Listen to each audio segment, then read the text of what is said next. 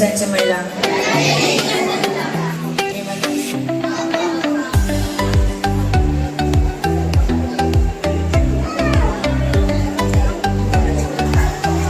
Seterusnya, kita akan meneruskan penyempurnaan rasmi dengan bacaan doa.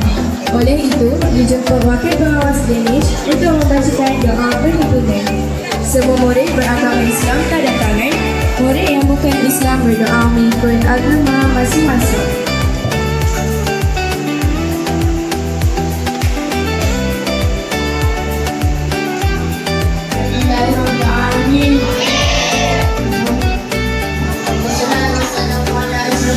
Dianugerahkan kesihatan dan kewarasan akal, didorong dan digerakkan minda dan diri rasa untuk kita sama-sama berkumpul di balai perdana ini bagi menjayakan majlis peluncuran Minggu Kuliah Matematik dan Sains SK Pucuk Perdana bagi tahun 2026.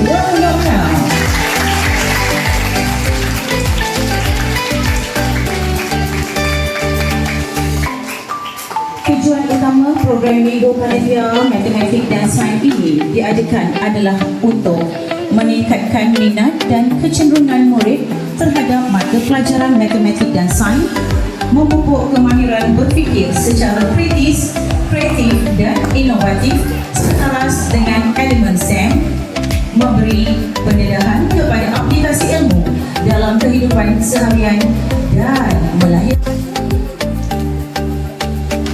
Assalamualaikum warahmatullahi wabarakatuh. Bismillahirrahmanirrahim.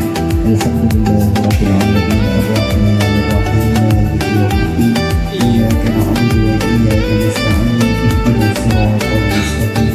Siratal ladzina an'amta 'alaihim ghairil maghdubi 'alaihim waladdallin. Bismillahirrahmanirrahim. Alhamdulillahirabbil alamin.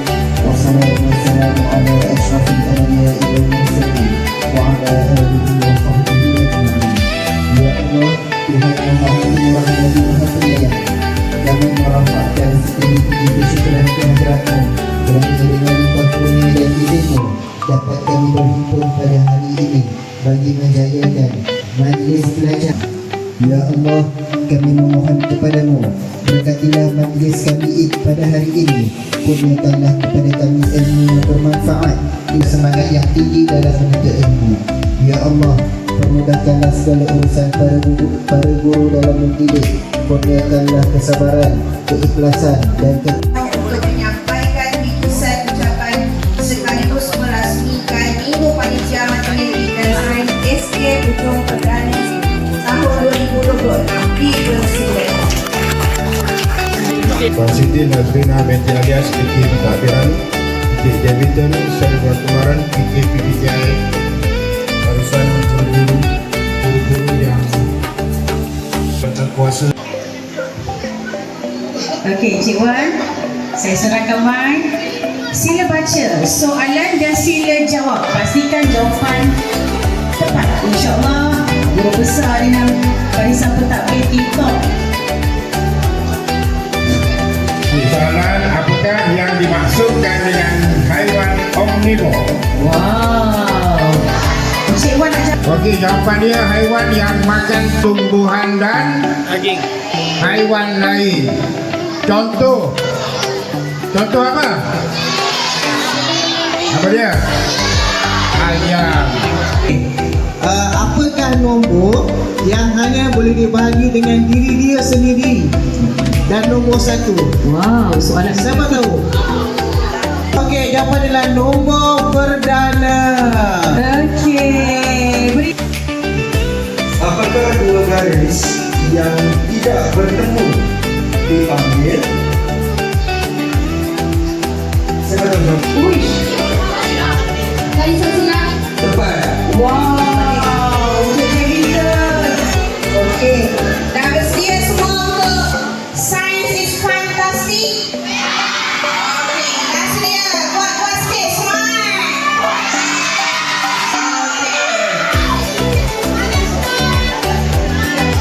Okey, para pentadbir